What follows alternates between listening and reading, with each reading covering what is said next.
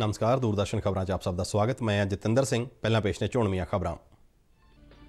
ਪ੍ਰਧਾਨ ਮੰਤਰੀ ਨਰਿੰਦਰ ਮੋਦੀ ਭਲਕੇ ਵੀਡੀਓ ਕਾਨਫਰੰਸ ਰਾਹੀਂ ਗੋਆ ਵਿੱਚ ਕੋਰੋਨਾ ਦੀ ਪਹਿਲੀ ਖੁਰਾਕ ਦੀ 100% ਕਵਰੇਜ ਦੇ ਸੰਬੰਧ ਵਿੱਚ ਸਿਹਤ ਕਾਮਿਆਂ ਅਤੇ ਕੋਵਿਡ ਟੀਕਾ ਲਾਭਪਾਤਰੀਆਂ ਨਾਲ ਗੱਲਬਾਤ ਕਰਨਗੇ।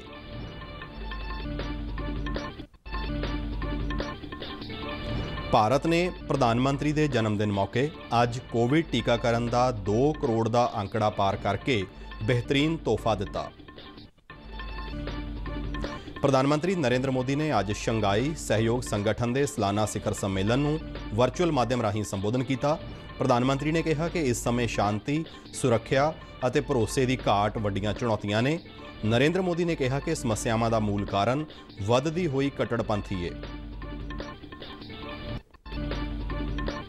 ਰਾਸ਼ਟਰਪਤੀ ਰਾਮਨਾਥ ਕੋਵਿੰਦ ਨੇ ਹਿਮਾਚਲ ਪ੍ਰਦੇਸ਼ ਦੀ ਸਥਾਪਨਾ ਦੀ ਗੋਲਡਨ ਜੁਬਲੀ ਮੌਕੇ ਵਿਕਾਸ ਯਾਤਰਾ ਨੂੰ ਅੱਗੇ ਵਧਾਉਣ ਲਈ ਸੂਬਾ ਸਰਕਾਰ ਦੇ ਕੰਮਾਂ ਦੀ ਸ਼ਲਾਘਾ ਕੀਤੀ। BSF ਵੱਲੋਂ ਅਬੋਹਰ ਸੈਕਟਰ ਵਿੱਚ ਪਾਕਿਸਤਾਨੀ ਤਸਕਰਾਂ ਵੱਲੋਂ ਭਾਰਤ ਅੰਦਰ ਨਸ਼ੀਲੇ ਪਦਾਰਥ ਭੇਜਣ ਦੀ ਸਾਜ਼ਿਸ਼ ਨਾਕਾਮ ਕਰਦਿਆਂ 8 ਕਿਲੋ ਹੈਰੋਇਨ ਬਰਾਮਦ। ਤੇ ਹੁਣ ਖਬਰਾਂ ਵਿਸਥਾਰ ਨਾਲ। ਪ੍ਰਧਾਨ ਮੰਤਰੀ ਨਰਿੰਦਰ ਮੋਦੀ ਭਲਕੇ ਵੀਡੀਓ ਕਾਨਫਰੰਸ ਰਾਹੀਂ ਗੋਆ ਵਿੱਚ ਕੋਰੋਨਾ ਦੀ ਪਹਿਲੀ ਖੁਰਾਕ ਦੀ 100% ਕਵਰੇਜ ਦੇ ਸੰਬੰਧ ਵਿੱਚ ਸਿਹਤ ਕਾਮਿਆਂ ਅਤੇ ਕੋਵਿਡ ਟੀਕਾ ਲਾਭਪਾਤਰੀਆਂ ਨਾਲ ਗੱਲਬਾਤ ਕਰਨਗੇ। ਗੋਆ ਦੀ ਸੂਬਾ ਸਰਕਾਰ ਨੇ ਇਹ ਕਾਮਯਾਬੀ ਟੀਕਾ ਉਤਸਵ ਲਗਾ ਕੇ ਲੋਕਾਂ ਨੂੰ ਲਾਮਬੰਦ ਕਰਨ ਅਤੇ ਹੇਠਲੇ ਪੱਧਰ ਤੱਕ ਟੀਕਾਕਰਨ ਲਈ ਪਹੁੰਚ ਕਰਕੇ ਤਰਜੀਹੀ ਗਰੁੱਪਾਂ ਦੇ ਟੀਚੇ ਮਿੱਥ ਕੇ ਉਹਨਾਂ ਦੀਆਂ ਕੰਮ ਵਾਲੀਆਂ ਥਾਵਾਂ ਤੇ ਟੀਕਾਕਰਨ ਕਰਕੇ ਬਜ਼ੁਰਗਾਂ ਦੇ ਆਸ਼ਰਮਾਂ ਅਤੇ ਦਿਵਿਆਂਗਜਨਾਂ ਆਦਿ ਦੇ ਯੋਜਨਾਬੱਧ ਤਰੀਕੇ ਨਾਲ ਟੀਕੇ ਲਗਾ ਕੇ ਹਾਸਲ ਕੀਤਾ। ਸਮੇਂ-ਸਮੇਂ ਤੇ ਲੋਕਾਂ ਵਿੱਚ ਟੀਕਾਕਰਨ ਬਾਰੇ ਪੈਦਾ ਹੋਏ ਸ਼ੰਕਿਆਂ ਅਤੇ ਖਦਸ਼ਿਆਂ ਨੂੰ ਦੂਰ ਕਰਨ ਦੇ ਵੱਡੇ ਪੱਧਰ ਤੇ ਉਪਰਾਲੇ ਕੀਤੇ ਗਏ। ਗੋਆ ਨੇ ਤੌਕਤੇ ਚੱਕਰਵਾਤ ਵਰਗੀਆਂ ਚੁਣੌਤੀਆਂ ਨੂੰ ਸਰ ਕਰਦਿਆਂ ਤੇਜ਼ੀ ਨਾਲ ਟੀਕਾਕਰਨ ਨੂੰ ਯਕੀਨੀ ਬਣਾਇਆ। ਭਲਕੇ ਹੋਣ ਵਾਲੇ ਸਮਾਗਮ ਦੌਰਾਨ ਗੋਆ ਦੇ ਮੁੱਖ ਮੰਤਰੀ ਵੀ ਮੌਜੂਦ ਹੋਣਗੇ। ਭਾਰਤ ਨੇ ਅੱਜ ਇੱਕ ਦਿਨ ਵਿੱਚ 2 ਕਰੋੜ ਤੋਂ ਵੱਧ ਕੋਵਿਡ ਟੀਕੇ ਲਗਾਉਣ ਦਾ ਰਿਕਾਰਡ ਕਾਇਮ ਕੀਤਾ। ਕੇਂਦਰੀ ਸਿਹਤ ਮੰਤਰੀ ਮਨਸੁਖ ਮਾਂਡਵੀਆ ਨੇ ਕਿਹਾ ਕਿ ਵੈਕਸੀਨ ਸੇਵਾ ਨੂੰ ਅਸਲ ਵਿੱਚ ਵਿਖਾਉਂਦਿਆਂ ਸਿਹਤ ਕਰਮੀਆਂ ਅਤੇ ਦੇਸ਼ ਵਾਸੀਆਂ ਵੱਲੋਂ ਪ੍ਰਧਾਨ ਮੰਤਰੀ ਨਰਿੰਦਰ ਮੋਦੀ ਨੂੰ ਉਹਨਾਂ ਦੇ ਜਨਮ ਦਿਨ ਤੇ ਤੋਹਫਾ ਦਿੱਤਾ ਗਿਆ। ਉਹਨਾਂ ਆਪਣੇ ਟਵੀਟ ਵਿੱਚ ਲਿਖਿਆ ਕਿ ਅੱਜ ਭਾਰਤ ਨੇ ਇੱਕ ਦਿਨ ਦੇ ਟੀਕਾਕਰਨ ਦੇ 2 ਕਰੋੜ ਦੇ ਅੰਕੜੇ ਨੂੰ ਪਾਰ ਕੀਤਾ। ਇਸ ਤੋਂ ਪਹਿਲਾਂ ਭਾਰਤ ਦਾ ਇੱਕ ਦਿਨ ਵਿੱਚ 1 ਕਰੋੜ 33 ਲੱਖ ਟੀਕੇ ਲਗਾਉਣ ਦਾ ਰਿਕਾਰਡ ਸੀ। ਇਸ ਦੌਰਾਨ ਬੀਤੇ ਦਿਨ ਦੇਸ਼ ਵਿੱਚ 34,403 ਨਵੇਂ ਕੋਰੋਨਾ ਮਾਮਲੇ ਦਰਜ ਹੋਏ ਅਤੇ ਇਸੇ ਸਮੇਂ ਦੌਰਾਨ 320 ਲੋਕਾਂ ਦੀਆਂ ਕੋਰੋਨਾ ਕਾਰਨ ਜਾਨਾਂ ਗਈਆਂ।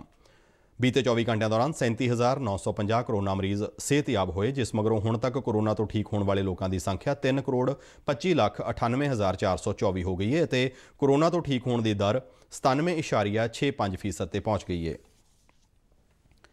ਪ੍ਰਧਾਨ ਮੰਤਰੀ ਨਰਿੰਦਰ ਮੋਦੀ ਨੇ ਕਿਹਾ ਹੈ ਕਿ ਸ਼ੰਘਾਈ ਸਹਿਯੋਗ ਸੰਗਠਨ ਦੀ 20ਵੀਂ ਵਰ੍ਹੇਗੰਢ ਇਸ ਸੰਸਥਾ ਦੇ ਭਵਿੱਖ ਬਾਰੇ ਸੋਚਣ ਲਈ ਇੱਕ ਸਹੀ ਮੌਕਾ ਹੈ।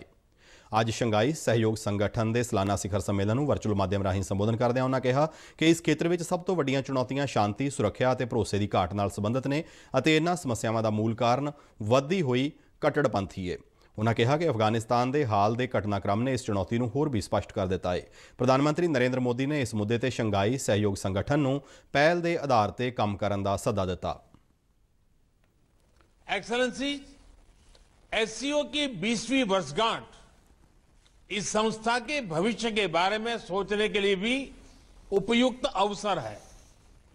मेरा मानना है कि इस क्षेत्र में सबसे बड़ी चुनौतियां शांति, सुरक्षा और ट्रस्ट डेफिसिट से संबंधित है।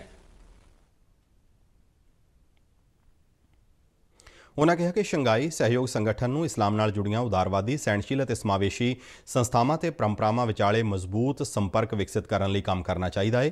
ਨਰਿੰਦਰ ਮੋਦੀ ਨੇ ਕਿਹਾ ਕਿ ਕੱਟੜਪੰਥ ਵਿਰੁੱਧ ਲੜਾਈ ਨਾ ਸਿਰਫ ਖੇਤਰੀ ਸੁਰੱਖਿਆ ਅਤੇ ਵਿਸ਼ਵਾਸ ਲਈ ਜ਼ਰੂਰੀ ਹੈ, ਸਗੋਂ ਨੌਜਵਾਨਾਂ ਦਾ ਉੱਜਲ ਭਵਿੱਖ ਯਕੀਨੀ ਬਣਾਉਣ ਲਈ ਵੀ ਲਾਜ਼ਮੀ ਹੈ।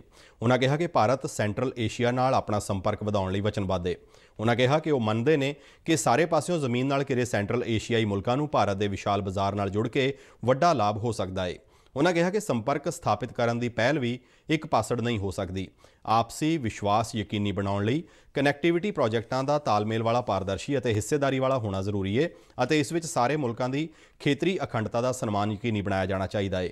ਪ੍ਰਧਾਨ ਮੰਤਰੀ ਨੇ ਕਿਹਾ ਕਿ ਜੇ ਨਜ਼ਰ ਮਾਰੀਏ ਤਾਂ ਸਾਨੂੰ ਪਤਾ ਲੱਗਦਾ ਹੈ ਕਿ ਮੱਧ ਏਸ਼ੀਆ ਦਾ ਖੇਤਰ ਨਰਮ ਖਿਆਲੀ ਅਤੇ ਪ੍ਰਗਤੀਸ਼ੀਲ ਸੱਭਿਆਚਾਰ ਅਤੇ ਕਦਰਾਂ ਕੀਮਤਾਂ ਦਾ ਗੜ ਰਿਹਾ ਹੈ। ਸੂਫੀਵਾਦ ਵਰਗੀਆਂ ਪਰੰਪਰਾਵਾਂ ਇੱਥੇ ਸਦੀਆਂ ਤੋਂ ਮਜ਼ਬੂਤ ਹੋਈਆਂ ਨੇ ਅਤੇ ਪੂਰੇ ਖੇਤਰ ਅਤੇ ਵਿਸ਼ਵ ਵਿੱਚ ਫੈਲੀਆਂ ਨੇ।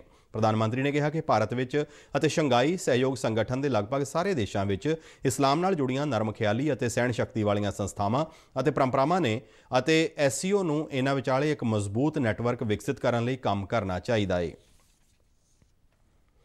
राष्ट्रपति और स्टार्टअप्स को एक दूसरे से जोड़कर इस तरह की सोच, इस तरह की इनोवेटिव स्पिरिट को बढ़ावा दे सकते हैं। इसी सोच से पिछले वर्ष भारत ने पहले SCO स्टार्टअप फोरम और युवा वैज्ञानिक सम्मेलन का आयोजन किया।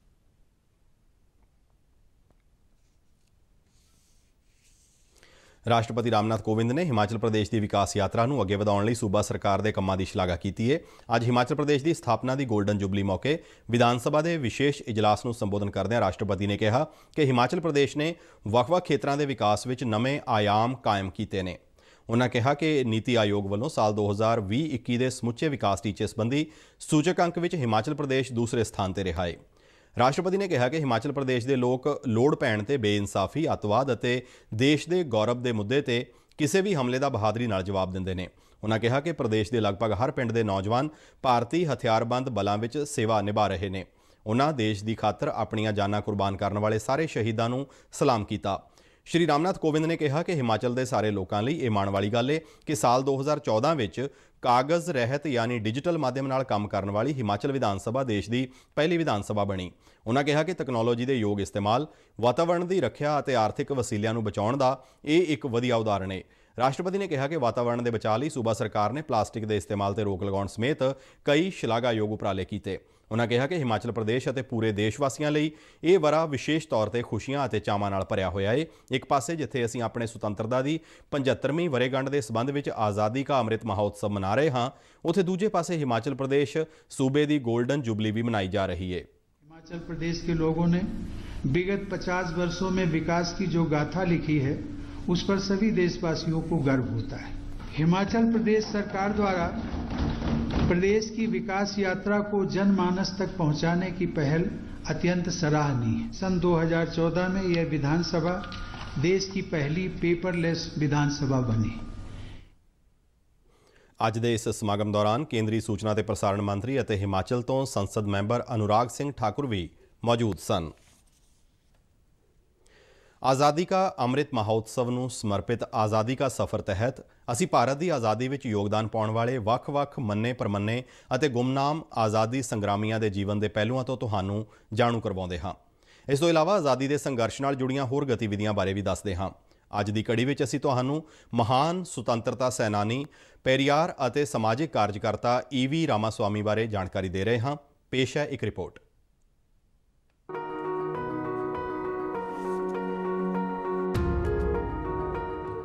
ਅੱਜ ਅਸੀਂ ਤੁਹਾਡੇ ਲਈ ਲੈ ਕੇ ਆ ਰਹੇ ਹਾਂ ਪੇਰੀਆਰ ਨਾਂ ਨਾਲ ਮਸ਼ਹੂਰ ਮਹਾਨ ਸੁਤੰਤਰਤਾ ਸੈਨਾਨੀ ਅਤੇ ਸਮਾਜਿਕ ਕਾਰਜਕਰਤਾ EV ਰਾਮਾਸਾਮੀ ਦੀ ਜ਼ਿੰਦਗੀ ਅਤੇ ਸੰਘਰਸ਼ ਦੀ ਕਹਾਣੀ। ਉਹਨਾਂ ਦਾ ਜਨਮ 17 ਸਤੰਬਰ 1879 ਨੂੰ ਤਤਕਾਲੀ ਮਦਰਾਸ ਪ੍ਰੈਜ਼ੀਡੈਂਸੀ ਦੇ ਇਰੋੜ ਵਿੱਚ ਹੋਇਆ ਸੀ। ਪੇਰੀਆਰ ਤਰਕਵਾਦੀ ਵਿਚਾਰਕ, ਲੇਖਕ ਅਤੇ ਪ੍ਰਭਾਵਸ਼ਾਲੀ ਬੁਲਾਰੇ ਸਨ। ਉਹ ਅਜਿਹੇ ਪ੍ਰਭਾਵਸ਼ਾਲੀ ਕਮਿਊਨੀਕੇਟਰ ਸਨ ਜੋ ਬੜੀ ਆਸਾਨੀ ਨਾਲ ਸਮਾਜ ਦੇ ਹਰ ਵਰਗ ਦੇ ਲੋਕਾਂ ਨਾਲ ਸੰਵਾਦ ਕਰ ਸਕਦੇ ਸਨ। ਆਪਣੇ ਇਸੇ ਵਿਸ਼ੇਸ਼ਤਾ ਦੀ ਵਜ੍ਹਾ ਨਾਲ ਅੰਗਰੇਜ਼ਾਂ ਖਿਲਾਫ ਸੰਘਰਸ਼ ਵਿੱਚ ਉਹ ਸਮਾਜ ਦੇ ਹਰ ਵਰਗ ਦੇ ਲੋਕਾਂ ਨੂੰ ਲਾਮਬੰਦ ਕਰਨ ਵਿੱਚ ਸਫਲ ਰਹੇ। ਆਪਣੇ ਬੇਹੱਦ ਨੇੜਲੇ ਦੋਸਤ ਸੀ ਰਾਜ ਗੋਪਾਲਾਚਾਰੀ ਦੇ ਕਾਰਨ ਪੇਰੀਆਰ 1919 ਵਿੱਚ ਕਾਂਗਰਸ ਵਿੱਚ ਸ਼ਾਮਲ ਹੋਏ। ਇਸ ਮਗਰੋਂ ਉਹਨਾਂ ਨੇ ਅਸਹਿਯੋਗ ਅੰਦੋਲਨ ਵਿੱਚ ਹਿੱਸਾ ਲਿਆ, ਜਿਸ ਵਜੋਂ ਉਹਨਾਂ ਨੂੰ ਕੈਦ ਕਰ ਲਿਆ ਗਿਆ। ਆਜ਼ਾਦੀ ਅੰਦੋਲਨ ਨੂੰ ਲੈ ਕੇ ਪੇਰੀਆਰ ਦੀ ਪ੍ਰਤੀਬੱਧਤਾ ਹੀ ਸੀ ਕਿ ਉਹਨਾਂ ਨੇ ਇਸ ਵਿੱਚ ਸ਼ਾਮਲ ਹੋਣ ਲਈ ਉਹਨਾਂ ਸਾਰੇ 29 ਅਹੁਦਿਆਂ ਤੋਂ ਅਸਤੀਫਾ ਦੇ ਦਿੱਤਾ ਜਿਨ੍ਹਾਂ ਤੇ ਉਹ ਕਾਬਜ਼ ਸਨ। ਇੰਨਾ ਹੀ ਨਹੀਂ, ਪੇਰੀਆਰ ਨੇ ਪਰਿਵਾਰਕ ਵਪਾਰ ਨੂੰ ਵੀ ਬੰਦ ਕਰ ਦਿੱਤਾ, ਜਦਕਿ ਉਸ ਵੇਲੇ ਕਾਰੋਬਾਰ ਤੋਂ ਸਾਲਾਨਾ 20,000 ਰੁਪਏ ਦੀ ਆਮਦਨ ਹੁੰਦੀ ਸੀ, ਜਦਕਿ 1 ਔਂਸ ਸੋਨੇ ਦੀ ਕੀਮਤ 10 ਰੁਪਏ ਵੀ ਨਹੀਂ ਸੀ। ਪੇਰੀਆਰ ਨੇ ਖਾਦੀ ਵਾਸਤੇ ਜ਼ਬਰਦਸਤ ਅੰਦੋਲਨ ਚਲਾਇਆ। ਉਹ ਖੁਦ ਖਾਦੀ ਦੇ ਕੱਪੜੇ ਪਾਉਂਦੇ ਸਨ ਅਤੇ ਆਪਣੇ ਪਰਿਵਾਰ ਨੂੰ ਵੀ ਇਸ ਲਈ ਉਤਸ਼ਾਹਿਤ ਕਰਦੇ ਸਨ। ਖਾਦੀ ਦੇ ਪ੍ਰਚਾਰ ਤੇ ਬ੍ਰਿਟਿਸ਼ ਸਾਮਾਨ ਦਾ ਬਾਈਕਾਟ ਕਰਨ ਲਈ ਉਹਨਾਂ ਨੂੰ ਸਜ਼ਾ ਵੀ ਹੋਈ।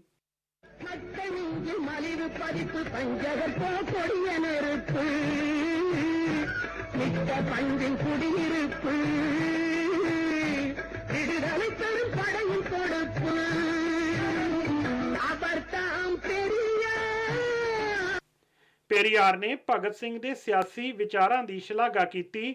29 ਮਾਰਚ 1931 ਨੂੰ ਆਪਣੀ ਪੱਤਰਿਕਾ ਕੜੀ ਅਰਸੂ ਦੀ ਸੰਪਾਦਕੀ ਰਾਹੀਂ ਉਹਨਾਂ ਭਗਤ ਸਿੰਘ ਦੇ ਬਲੀਦਾਨ ਦੀ ਸ਼ਲਾਘਾ ਕੀਤੀ।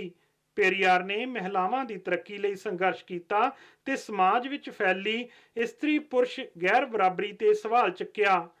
ਉਹਨਾਂ ਬਾਲ ਵਿਆਹ ਦੇ ਖਿਲਾਫ ਵੀ ਲੜਾਈ ਲੜੀ ਅਤੇ ਵਿਧਵਾ ਵਿਆਹ ਦੀ ਹਮਾਇਤ ਕੀਤੀ। पेरियार ने महिलावां नूं समाजिक अंदोलनां अते सियासत विच सरगर्म रूप नाल हिस्सा लैण लई हल्लाशेरी दित्ती। போல நடக்கக்கூடிய உரிமை வேணும், உங்களை காப்பாற்றிக்க உங்களுக்கு சக்தி வேணும். இன்னொருத்தன் வீட்டில் போட்டு பூட்டுறது போல அடிமைத்தனம் வேற இல்லை. அந்த காரணத்தினாலே தான் பொம்பளைகளுக்கு இவ்வளவு கெட்ட பேர் எல்லாம் வர்றதுக்கு ஏற்பட்டது. நம்ம நாடு என்னைக்கு பெண்கள் நிலைமை உயர்ந்தோ அன்னைக்கு தான் ஆம்பளைக்கு என்ன கேடு, அவன் எப்படியோ போறான், அதை பற்றி நமக்கு என்ன கவலை। ਉਹਨਾਂ ਨੇ ਮਹਿਲਾਵਾਂ ਦੀ ਸਿੱਖਿਆ ਲਈ ਸਖਤ ਮਿਹਨਤ ਕੀਤੀ ਤੇ ਸਾਰੇ ਖੇਤਰਾਂ ਵਿੱਚ ਉਹਨਾਂ ਲਈ 50% ਰਾਖਵੇਂਕਰਨ ਦਾ ਮੁੱਦਾ ਚੁੱਕਿਆ। ਇਸਤਰੀ ਪੁਰਸ਼ ਸਮਾਨਤਾ ਦੇ ਕੱਟੜ ਸਮਰਥਕ ਪੇਰੀਆਰ ਨੂੰ ਦ੍ਰਾਵਿੜ ਅੰਦੋਲਨ ਦੇ ਜਨਕ ਦੇ ਰੂਪ ਵਿੱਚ ਵੀ ਜਾਣਿਆ ਜਾਂਦਾ ਹੈ।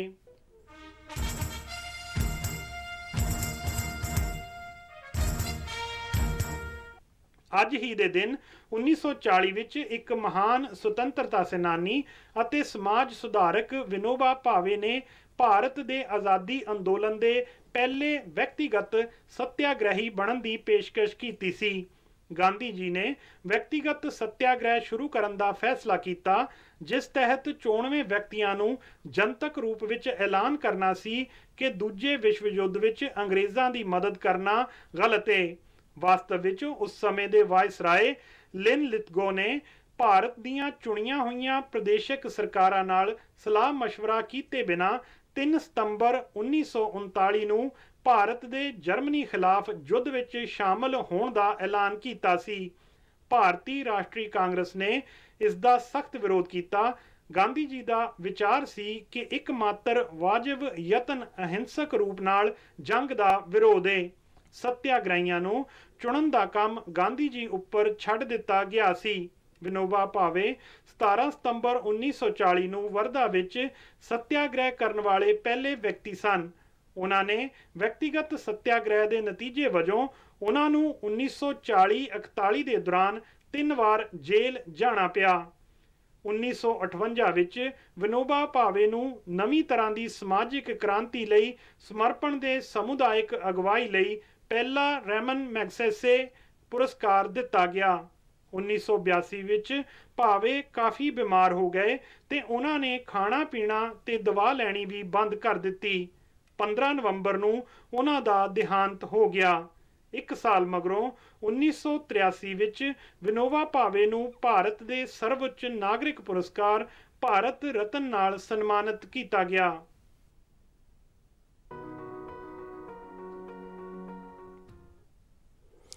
ਪੰਜਾਬ ਸਰਕਾਰ ਵੱਲੋਂ ਕੋਰੋਨਾ ਤੋਂ ਬਚਾਅ ਲਈ ਟੀਕਾਕਰਨ ਦਾ ਅਮਲ ਤੇਜ਼ੀ ਨਾਲ ਜਾਰੀ ਹੈ। ਸੂਬੇ ਦੇ ਤਰਨਤਾਰਨ ਜ਼ਿਲ੍ਹੇ ਦੇ ਪੱਟੀ ਸ਼ਹਿਰ ਨੇ 100% ਟੀਕਾਕਰਨ ਮੁਕੰਮਲ ਕਰਕੇ ਇੱਕ ਨਵਾਂ ਰਿਕਾਰਡ ਬਣਾਇਆ ਹੈ। ਤਰਨਤਾਰਨ ਜ਼ਿਲ੍ਹੇ ਦੇ ਡਿਪਟੀ ਕਮਿਸ਼ਨਰ ਕੁਲਵੰਤ ਸਿੰਘ ਨੇ ਦੱਸਿਆ ਕਿ ਪੱਟੀ ਸ਼ਹਿਰ ਦੇ 100% ਯੋਗ ਲਾਭਪਾਤਰੀਆਂ ਨੇ ਆਪਣੀ ਸਹਿਮਤੀ ਨਾਲ ਕੋਰੋਨਾ ਤੋਂ ਬਚਾਅ ਦਾ ਟੀਕਾ ਲਗਵਾਇਆ।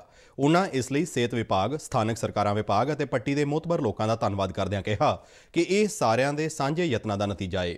ਡਿਪਟੀ ਕਮਿਸ਼ਨਰ ਨੇ ਦੱਸਿਆ ਕਿ ਪੱਟੀ ਸ਼ਹਿਰ ਦੀ ਕੁੱਲ ਆਬਾਦੀ 49,204 ਹੈ ਅਤੇ 19 ਵਾਰਡਾਂ ਵਿੱਚ ਵਸਦੇ ਇਸ ਸ਼ਹਿਰ ਵਿੱਚ 30,506 ਯੋਗ ਟੀਕਾਕਰਨ ਲਾਭਪਾਤਰੀ ਸਨ ਅਤੇ ਇਹਨਾਂ ਸਾਰਿਆਂ ਨੂੰ ਟੀਕੇ ਲੱਗ ਚੁੱਕੇ ਨੇ। ਪੱਟੀ ਸ਼ਹਿਰ ਹੈ ਜੋ ਜਿਹਦੀ ਆਬਾਦੀ 49,000 ਦੀ ਹੈ, ਉਹਦੇ ਵਿੱਚੋਂ ਵੈਕਸੀਨ ਲਈ ਐਲੀਜੀਬਲ 30,500 ਦੀ ਆਬਾਦੀ ਬਣਦੀ ਸੀ, ਉਹ ਸਾਰੀ ਦੀ ਸਾਰੀ ਵੈਕਸੀਨੇਟ ਹੋ ਚੁੱਕੀ ਹੈ। ਇਹ ਪੰਜਾਬ ਦਾ ਐਸਾ ਪਹਿਲਾ ਸ਼ਹਿਰ ਹੈ ਜੋ ਪੂਰੇ ਦਾ ਪੂਰਾ ਵੈਕਸੀਨ ਲਗਵਾ ਚੁੱਕਿਆ ਹੈ। ਸੀਮਾ ਸੁਰੱਖਿਆ ਬਲ ਨੇ ਬੀਤੇ ਦਿਨ ਅਬੋਹਰ ਸੈਕਟਰ ਵਿੱਚ ਵੱਡੀ ਕਾਮਯਾਬੀ ਹਾਸਲ ਕਰਦਿਆਂ ਜਿੱਥੇ ਪਾਕਿਸਤਾਨ ਤਸਕਰਾਂ ਵੱਲੋਂ ਭਾਰਤ ਵਿੱਚ ਹੈਰੋਇਨ ਭੇਜਣ ਦੀ ਕੋਸ਼ਿਸ਼ ਨੂੰ ਨਾਕਾਮ ਕੀਤਾ, ਉੱਥੇ 8 ਕਿਲੋ ਹੈਰੋਇਨ ਬਰਾਮਦ ਵੀ ਕੀਤੀ। ਫਾਜ਼ਿਲਕਾ ਜ਼ਿਲ੍ਹੇ ਵਿੱਚ ਪੈਂਦੀ ਚੌਂਕੀ ਮੌਜਮ ਬੇਸ ਅਤੇ BSF ਨੇ ਪਾਕਿਸਤਾਨੀ ਤਸਕਰਾਂ ਵੱਲੋਂ ਸੁੱਟੀ ਗਈ 8 ਕਿਲੋ ਹੈਰੋਇਨ ਬਰਾਮਦ ਕੀਤੀ ਜੋ 8 ਪੈਕਟਾਂ ਵਿੱਚ ਬੰਦ ਸੀ। BSF ਦੇ ਅਧਿਕਾਰੀ ਦਿਨੇਸ਼ ਕੁਮਾਰ ਨੇ ਦੱਸਿਆ ਕਿ ਪਾਕਿਸਤਾਨੀ ਤਸਕਰ ਹੈਰੋਇਨ ਭਾਰਤ ਅੰਦਰ ਭੇਜਣ ਦੀ ਫਿਰਾਕ ਵਿੱਚ ਸਨ। ਫਿਰੋਜ਼ਪੁਰ ਦੇ ਨਾਰਕੋਟਿਕਸ ਸੈੱਲ ਵੱਲੋਂ ਫਾਜ਼ਿਲਕਾ ਜ਼ਿਲ੍ਹੇ ਦੇ ਪਿੰਡ ਮਹਾਲਮ ਦੇ ਇੱਕ ਵਿਅਕਤੀ ਨੂੰ ਗ੍ਰਿਫਤਾਰ ਕੀਤਾ ਗਿਆ ਸੀ ਜਿਸ ਦੀ ਨਿਸ਼ਾਨਦੇਹੀ ਤੇ ਇਹ ਹੈਰੋਇਨ ਬਰਾਮਦ ਹੋਈ ਹੈ। ਨਾਰਕੋਟਿਕਸ ਸੈੱਲ ਨੇ BSF ਨਾਲ ਇਸ ਸੰਬੰਧੀ ਜਾਣਕਾਰੀ ਸਾਂਝੀ ਕੀਤੀ ਅਤੇ 16 ਘੰਟੇ ਚੱਲੇ ਤਲਾਸ਼ੀ ਅਭਿਆਨ ਤੋਂ ਬਾਅਦ BSF ਜਵਾਨਾਂ ਨੇ ਕੰਡਿਆਲੀ ਤਾਰ ਨੇੜਿਓਂ ਇਹ ਖੇਪ ਬਰਾਮਦ ਕੀਤੀ।